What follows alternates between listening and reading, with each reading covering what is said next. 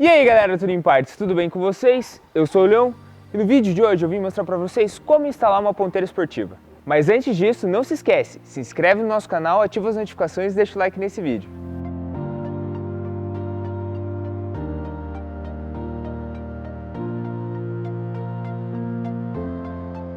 Para você que quer dar um visual mais esportivo no seu carro, mas sem alterar o ronco, você tem a opção de colocar uma ponteira e nós temos vários modelos.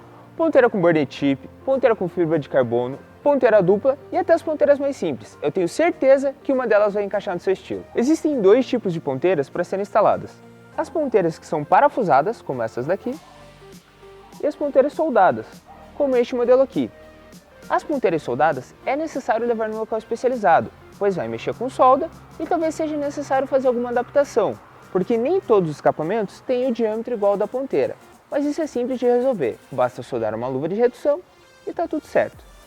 Agora, eu vou mostrar para vocês como instalar a ponteira parafusada.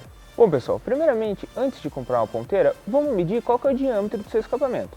Você pode utilizar uma régua, um paquímetro, o que você achar melhor, tá? Então, a gente mede e verifica que esse aqui deu em torno de 3,5 centímetros.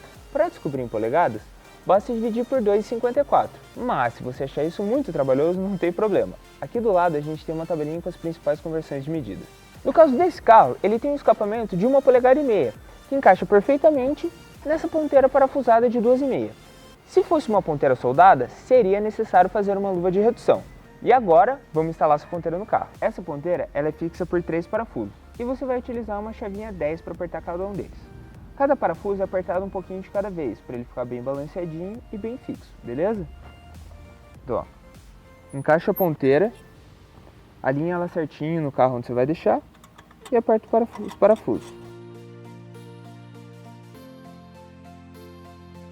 Mais um pouquinho esse aqui, até ele ficar bem fixo.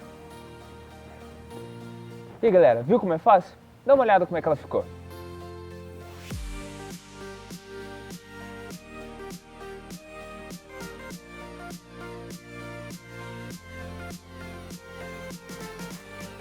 Ficou afim de uma ponteira? Lá no site a gente tem, eu vou deixar o link aqui na descrição do vídeo.